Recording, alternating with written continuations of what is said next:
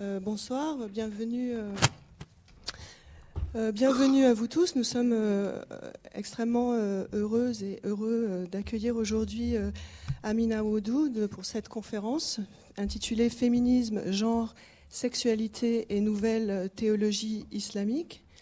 Donc cette conférence a été organisée dans le cadre de 2 séminaires, un séminaire de l'ISM qui travaille sur le monde arabe et musulman, que j'organise, intitulé « Féminité, masculinité, enjeux moraux et éthiques contemporains dans les mondes arabes et musulmans », et dans le cadre également d'un séminaire de l'école, de l'EHESS, co-organisé par Florence Bergeau-Blaclair, qui est ici, et par Martine Gross, qui n'a pas pu être avec nous aujourd'hui, « Identité et pratiques homosexuelles dans le judaïsme, le christianisme et l'islam contemporain ».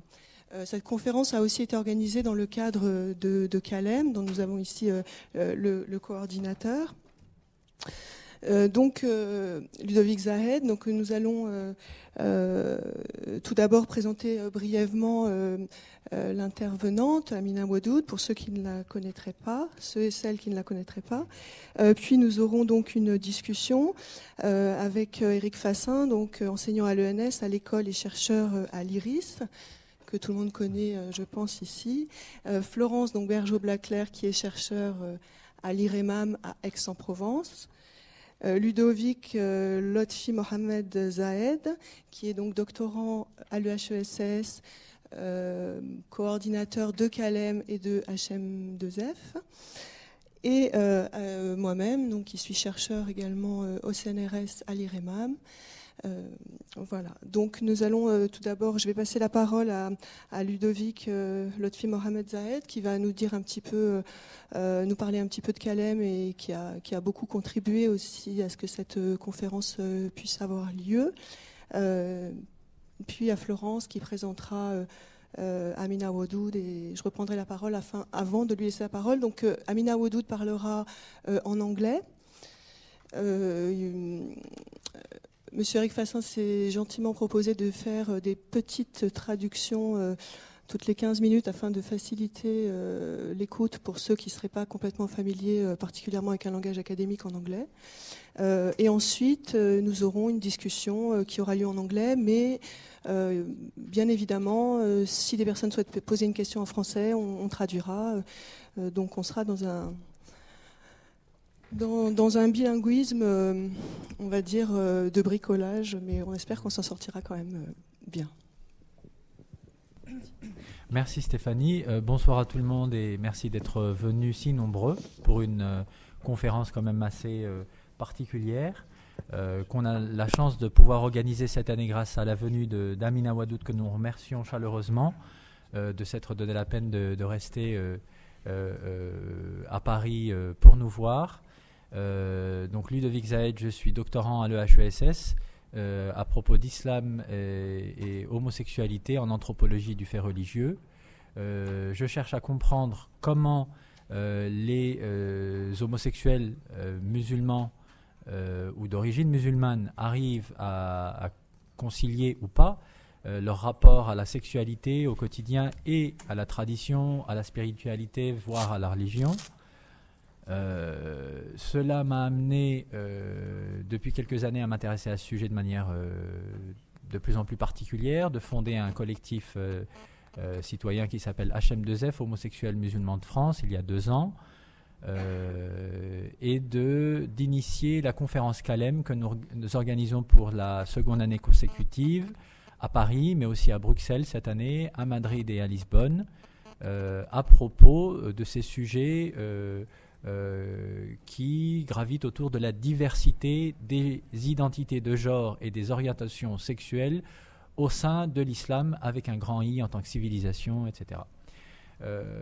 Donc, encore une fois, c'est le sujet principal de mes recherches à l'heure actuelle, et cela m'a amené à m'intéresser de manière plus particulière à ce que l'on appelle, à tort ou à raison, tout ça va être présenté par Amina Oudoud comme le féminisme islamique, qui partage beaucoup d'axes de réflexion intellectuelle, activiste aussi sur le terrain au quotidien, avec ce que de plus en plus de chercheurs ou d'individus appellent l'activisme LGBT islamique. LGBT, donc acronyme qui signifie lesbienne, gay, bisexuel, transsexuel. Pourquoi ? Parce que ces deux mouvements tendent à tenter de réinterpréter l'héritage culturel, voire religieux, que représente l'islam.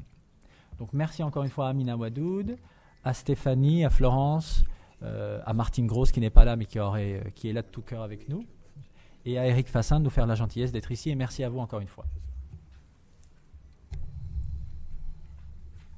Professor Wadoud, thank you very much for having accepted our invitation.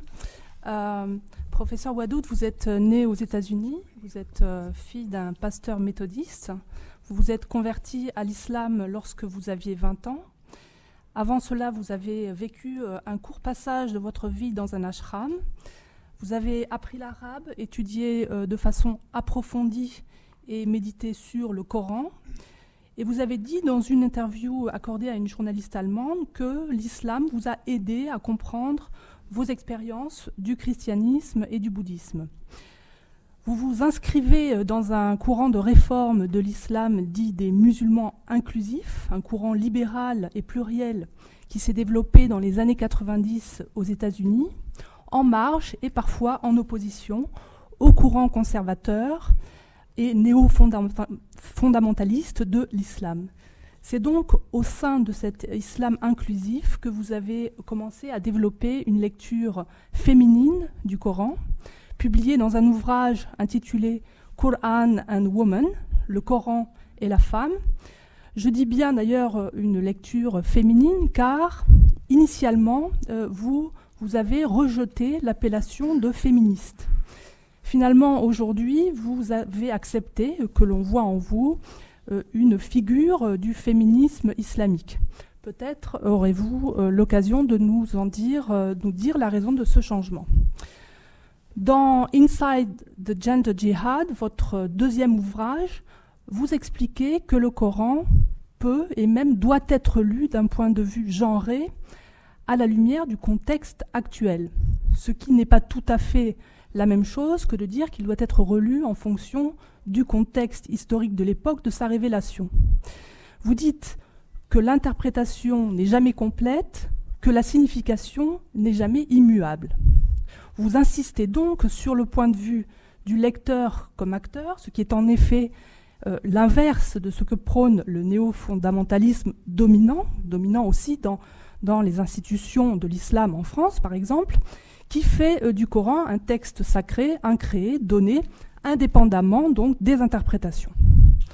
Donc vous dites votre attachement profond au Coran, source d'inspiration constante, et simultanément votre rejet d'un littéralisme étroit dont il est, selon vous, trop souvent victime. On peut et on doit, dites-vous, discuter le Coran. Je vous cite, « Aujourd'hui, mieux vaut simplement dire non plutôt que de se lancer dans des exégèses qui restent prisonnières de la scolastique patriarcale.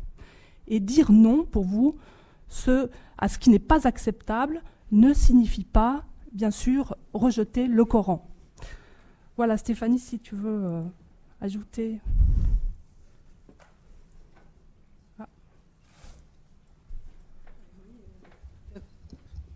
Tout à fait. En fait, on peut dire qu'il y a peut-être deux périodes, à la fois dans votre pensée et également dans ce mouvement, dans ce courant intellectuel du féminisme islamique, parce qu'aujourd'hui, le féminisme islamique n'est plus seulement un mouvement intellectuel tel qu'il a démarré à partir des années 90 avec Amina et d'autres. Aujourd'hui, il est aussi il s'incarne également dans des mouvements sociaux. On y reviendra dans la discussion.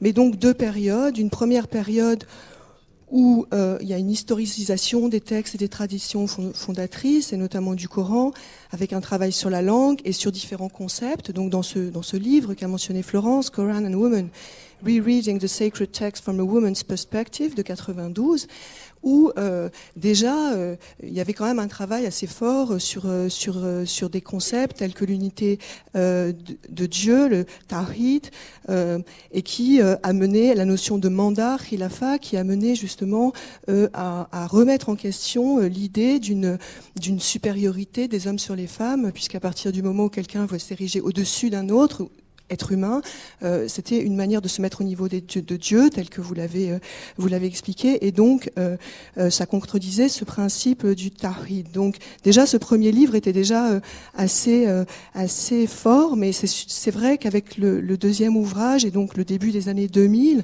Inside the Gender Jihad, le travail d'Amina Oudou devient aussi plus radical avec ce qu'a dit Florence, cette façon de dire non, de concevoir le Coran comme un texte ouvert, non figé, qui peut être réinterprété, et également cette distinction qui a été faite par Amina Oudoud, qui a été faite aussi par quelques autres plus tard, entre les mu'amalat, c'est-à-dire ce qui régit les conditions actuelles de l'existence, et les ibadat, qui sont les obligations rituelles et religieuses, et donc qui permet d'intervenir sur ces mu'amalat qui sont d'ailleurs ce que régissent les différents codes du statut personnel et codes de la famille dans les différents pays arabes et musulmans qui, pour une part, régissent les droits des femmes. Donc cette distinction permet de retravailler notamment ces codes du statut personnel.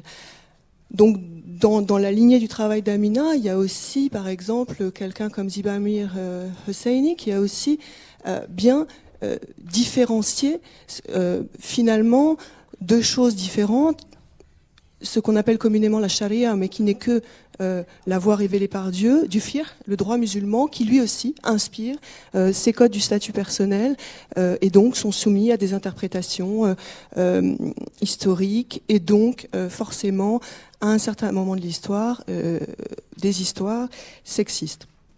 Donc en fait, c'est sûr que le travail d'Amina est vraiment donc ce travail à partir de l'esprit du texte plus que la lecture littérale et essayer de tirer de cet esprit du texte des façons de l'interpréter qui soient en accord avec les conceptions contemporaines de la justice et de l'égalité.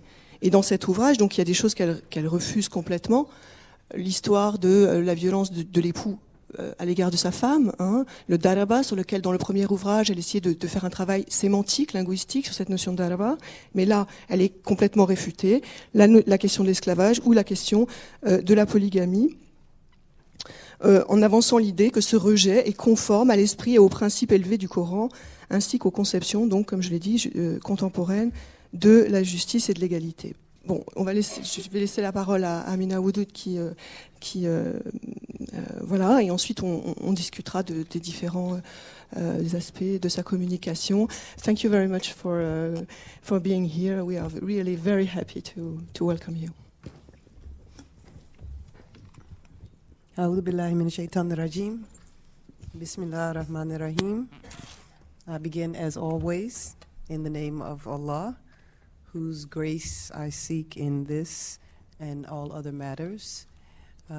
Really very grateful for the introductions, and just in case I didn't catch it with my translator, I will speak for short periods and there will be a summation in French to help us, inshallah, share these ideas together.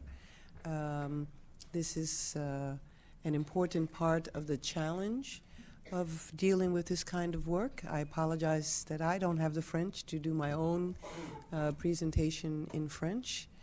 I'm just rethinking exactly what I was going to say to make it clear where is a break so that we can have these summaries. But I will tell you, first of all, what I intend to do, which is to discuss three major approaches to gender reform amongst Muslim women. The three that I have chosen is not exhaustive of all the approaches. So there will be many positions in between, which I will not give consideration unless there is a question with regard to it. I want to talk about these three because I want to identify one of them in particular, Islamic feminism, in a way to clarify the perspective and methodology of Islamic feminism distinct from the other two. But these things did not come forward in a vacuum. They are now, and they have always been, in conversation with each other, and they have evolved. I think she mentioned that I myself have evolved. I think the last time that I presented in France, I would not call myself a feminist because of points I hope to raise with you here. And now, when I can say that I'm an Islamic feminist, what is the distinction? So this is what I want to share with you mostly.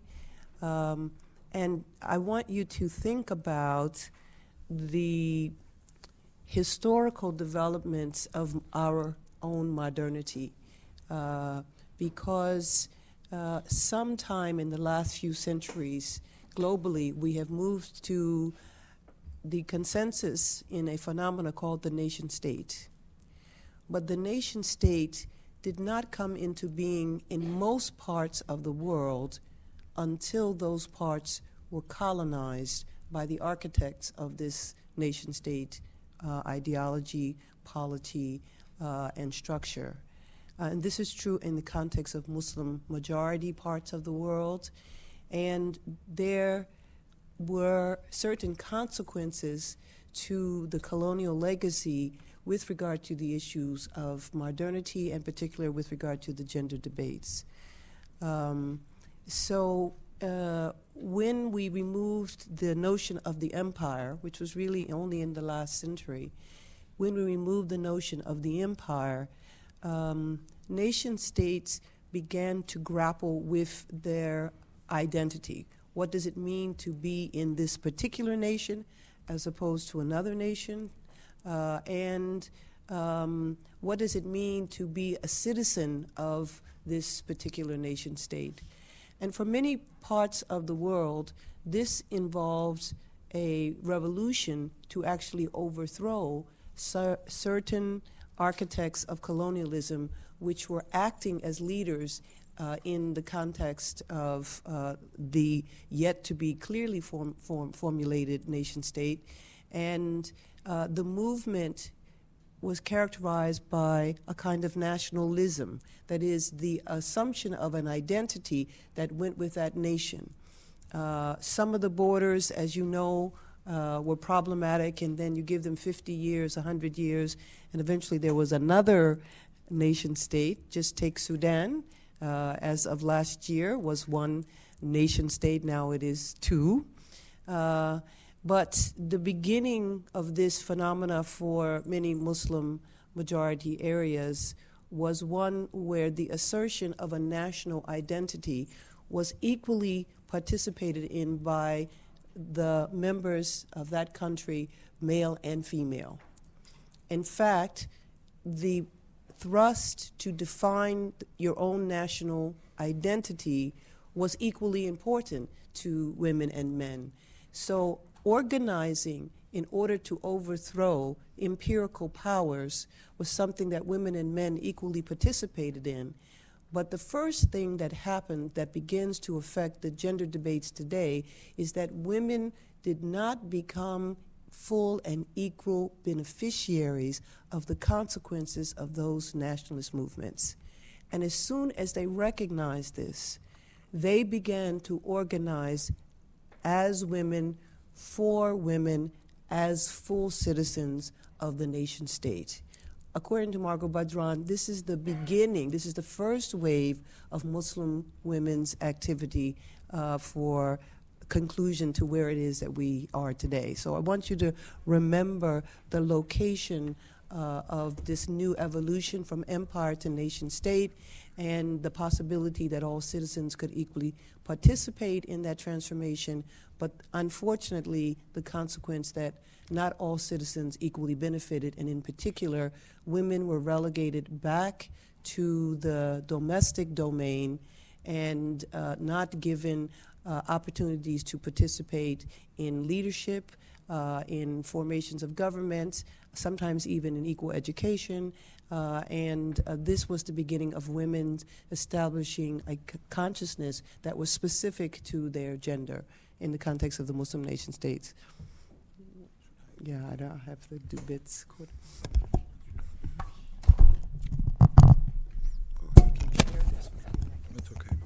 Thank you. Je vais donc vous proposer, pas véritablement une traduction, mais un bref résumé.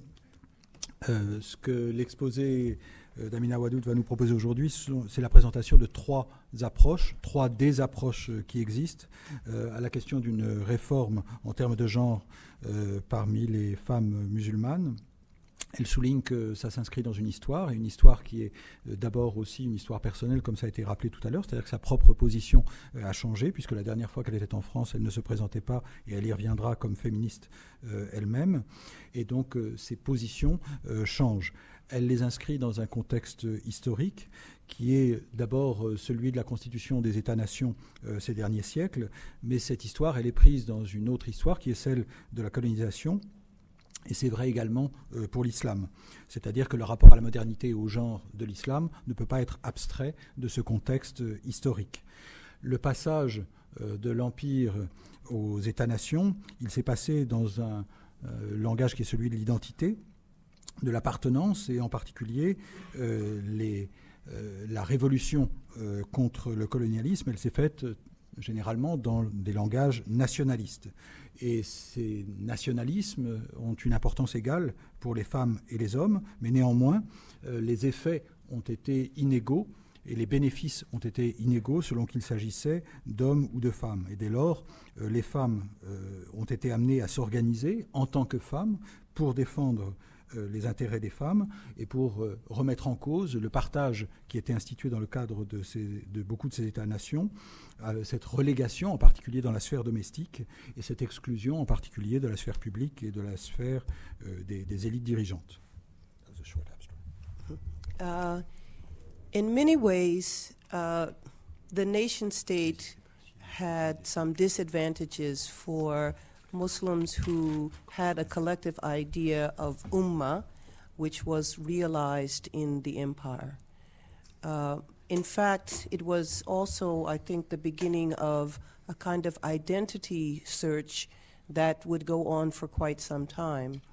But to formulate an identity that was located in, this new phenomena of the nation state was not formulating an identity that was related to your religious belief, to your relationship to Allah. And there was, I think, a certain amount of ambivalence between these two identities because the architects of the nation state did not choose to articulate the identity of a member, of a citizen, in relationship to the divine concern. So you could be a member of a nation state and you didn't have to believe in God, and that was fine. But you couldn't be a member of Islam and not believe in God. So this is one of the places where a kind of ambivalence about the relationship of religion to the legal structures, the constitutions and the like, whereby we would rule a number of citizens. Old rules, which I don't want to go into at great length, but old rules that said that Muslims were full and equal citizens and non-Muslims were dhimmi, obviously were not functionally operative when you start talking about citizenship under the structure of the new nation state. And this ambivalence, I think, affects a lot of aspects of further aspects of identity development, including the idea of women's identity development, because it was interesting that the structures of the nation state required codification of laws in such a way to simulate, again, more or less the Western model. And Muslim personal status laws, Muslim family laws, had not been codified in books until the end of colonialism and the beginning of the nation state. And this codification actually turned out to wreak havoc with what had been the flexibility of just the basic understanding of the function of Muslim laws, or I'm not going to say Sharia yet, I'm going to try to define that. But in the area of Muslim personal status laws or Muslim family laws, codes began to be formulated and put down into books that became very rigid for the flexibility that previously existed within the Islamic legal system. And so there were several ways in which certain binds were being put on women in terms of both their participation in the nation state and the sustaining of their identity as Muslims and women at the same time. So when women began to organize for themselves in the 20th century in many parts of the Muslim world, they did not identify themselves as secular, but they certainly were trying to identify themselves as fully citizen. I think the idea of secular feminism, which is one of the branches of Islamic Muslim women's movement that I want to discuss, I think this is a later development, and I want you to kind of follow as I arrive at that place. But at least to note the idea in modernity of women working for themselves and about their particular interests and about their location and status in the community did in fact begin among Muslim women side by side with the development of the notion of citizenship. And a citizen has to be a competent member, that is a contributor and also a beneficiary from the nation state. And so this brought in an emphasis on things like general rise in education, a mandate for women to be educated, girls to be educated, as a part of the phenomena of the nation state itself. And education, at least as a retired professor, this is not me. Education, at least for me as a retired professor, is a very important tool of empowerment, because as soon as people come to know things, they began also to question things. And so there is no final understanding of something. There is always a process of coming to understand something.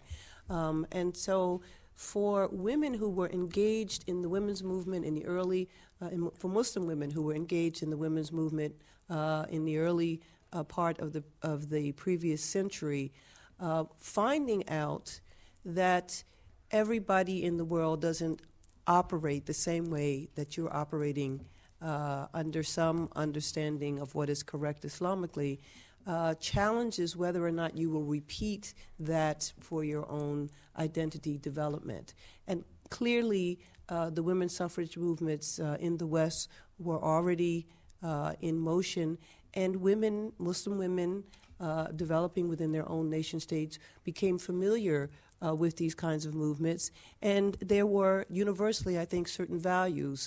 The idea, for example, of full and equal rights before the law, the idea of access to the benefits within any context of resources, be they political, be they intellectual, be they economic. And so the question of whether or not Muslim women were actually fully in possession of the same benefits that Muslim men were in the context of these new burgeoning nation states was something that arose and was discussed explicitly by Muslims, and also was discussed relative to the ongoing understanding of Islam, which we will come back to as well. So the beginnings of Muslim women's movements, I think that's claimed by the three voices that I would like to describe to you. The beginnings of the movement was really one and the same, and that is a kind of coming of age and a kind of identity development that asserts certain questions with regard to who am I and where am I going and why am I going in that direction. And it placed even our understanding of our identity as Muslims in question, because this is the smallest kernel of the idea that somehow in Islam, women are not equal to men. And this was this kernel was beginning to unravel, and it was beginning to be questioned in terms of finding out, well, what was the source of this, and whether or not there was any resolution to it under the new understanding of the nation state, which actually characterized the citizen, irrespective of gender, as being equal. Je demande l'indulgence générale et les corrections de tout le monde. Cette question de l'identité, elle se pose selon deux logiques, l'une qui est celle de la nation et l'autre qui est religieuse, et la question est d'articuler les deux, et en particulier de savoir dans quelle mesure il est possible de les définir symétriquement, puisque du côté de la nation, l'appartenance religieuse n'est pas nécessaire ni impossible, et en revanche, du côté religieux, la croyance en Dieu est essentielle. Un point historique que souligne Amina Wadud, c'est le fait que qu'il s'agisse du statut personnel ou qu'il s'agisse du droit de la famille, la codification du droit musulman est tardive et qu'elle a contribué à rigidifier ce droit et à le décontextualiser. Si on revient au premier mouvement de femmes dans le monde musulman, on s'aperçoit qu'elle ne se détermine pas à l'époque dans un vocabulaire qui serait un vocabulaire laïque, mais dans un vocabulaire qui serait beaucoup plus celui de la citoyenneté. Au début du XXe siècle, ce développement de la citoyenneté, il amène à mettre l'accent sur des questions telles que l'éducation, et que ce souci d'éducation, eh bien, il amène à se poser des questions qui sont nées de la comparaison avec d'autres sociétés, mais d'une comparaison en particulier avec le statut qui est fait aux hommes et aux femmes dans la société à laquelle appartiennent ces femmes.